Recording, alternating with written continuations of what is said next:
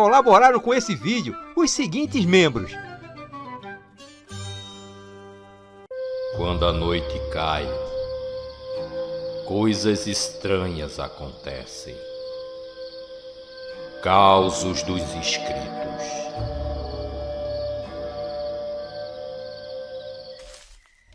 E aí, minha gente, tudo bem com vocês?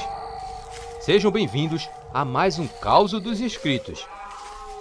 E se você ainda não enviou seu causo, agora você pode enviar também pelo WhatsApp. É só enviar seu áudio ou a sua história escrita. Ou então, se preferir, mande para o nosso e-mail. Os contatos estão aí na tela. É só anotar e enviar para a gente, sem se esquecer de falar seu nome e a cidade onde a história acontece. Então vamos deixar de enrolada e vamos para o episódio de hoje.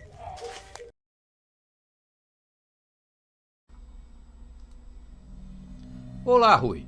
Me chamo Keilane. Moro no Piauí. A história que irei contar não aconteceu comigo, mas sim com o meu pai, há 37 anos atrás, em uma noite de quaresma. O nome do interior que aconteceu esse caso se chama Várzea da Porta e fica perto da cidade de Santa Cruz do Piauí. Meu pai ainda era adolescente. Ele era muito danado e gostava de sair todos os dias à noite para ir conversar na casa dos amigos. Naquele dia, ele me disse que tinha ido visitar seu Zé da Mutuca, como era chamado pelos mais íntimos, o amigo do meu pai, mas seu nome era José Sebastião. Ele me contou que tinha saído bem cedo da noite, umas 6h30, e o percurso do caminho foi bastante tranquilo. A noite estava bastante agradável e ele nem desconfiava o que estava prestes a ver mais tarde, no seu retorno para casa. Chegando na casa do amigo Zé, ele não entrou na casa, esperou pelo amigo sair e começaram a conversar. A conversa estava tão boa que meu pai disse que nem tinha visto as horas se passar, e quando se deu conta já tinha passado das 9 horas da noite. Ele logo disse ao amigo que precisava ir, pois a minha avó dormia cedo. E se ele passasse das 10 horas da noite, tinha que dormir do lado de fora de casa. Seu Zé disse a meu pai que estava cedo e que meu pai não precisava se avexar tanto. Meu pai, por sua vez, só sorriu para o amigo e disse que no outro dia retornaria para continuarem aquela prosa. Ele entrou na casinha para dar boa noite para a família de seu Zé, que estavam todos na sala. Meu pai contou que a mãe do amigo ficou muito preocupada em vê-lo sair de sua casa, pois já era quaresma, e ela disse que não era boa ideia ficar andando por aí nesse tempo. Meu pai, como era muito incrédulo e descrente, disse a ela que tudo era lorota e que não passava de uma superstição e invenção do povo, para pôr medo nas pessoas. Ela pediu ao meu pai que tomasse cuidado e que rezasse para que no caminho Deus lhe protegesse e que nada deixasse lhe acontecer. Meu pai agradeceu os conselhos, mas ainda descrente. Ele se despediu de todos ali e seguiu seu caminho de volta para casa. Então, no caminho, meu pai seguia, sem nenhum medo, e não sentiu nada ao passar ao redor da mata, e nem um arrepio ele disse que sentia.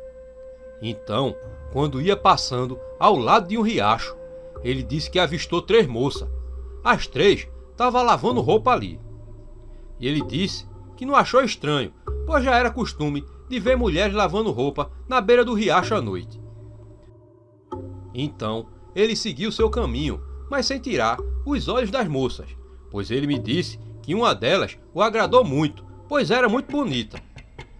Mas ele logo perdeu a atenção da moça quando ouviu os barulhos de galho se quebrando em cima de sua cabeça. Quando ele olhou para cima, ele viu uma árvore gigantesca com galhos enormes se desmanchando no ar, e logo em seguida caindo em sua direção. Ele disse que o barulho de som era de grito misturado com pau se quebrando. Ele ficou paralisado sem se mover pelo susto, mas graças a Deus nenhum galho caiu em sua cabeça e nem sequer tocou nele. Mas caíram ao seu redor, jogando poeira para cima. Ele contou que no desespero olhou na direção das moças para pedir ajuda, mas ele disse que nenhuma delas se encontrava mais lá.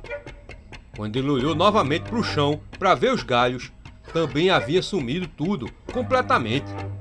Ele disse que olhou para cima, de onde viu os galhos se desmancharem, e eles estavam lá, intactos.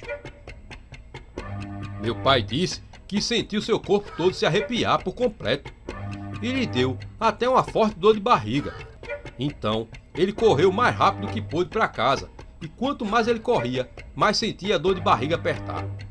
Quando finalmente chegou em casa, ele bateu na porta e começou a gritar para minha avó para ela abrir. Quando minha avó abriu a porta, ela se deparou com meu pai pálido, se tremendo todo estrupiado.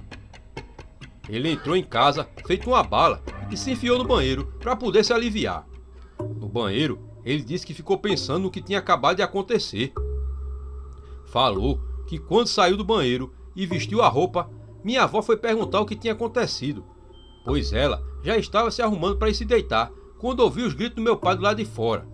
Então, meu pai contou a ela tudo o que tinha acontecido. Minha avó, como era muito religiosa, acreditou na história do meu pai. Ela já sabia das coisas que rondavam na quaresma, mas deixou meu pai sair para que ele aprendesse uma lição, pois ele não acreditava em nada disso. E a partir daquele dia em diante, meu pai diz que aprendeu da pior forma, mas foi aquilo que serviu de lição para que ele nunca mais desafiasse os preceitos desse período.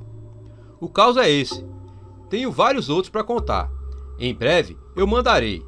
Muito obrigada. Desde já, sucesso para o seu canal, Rui.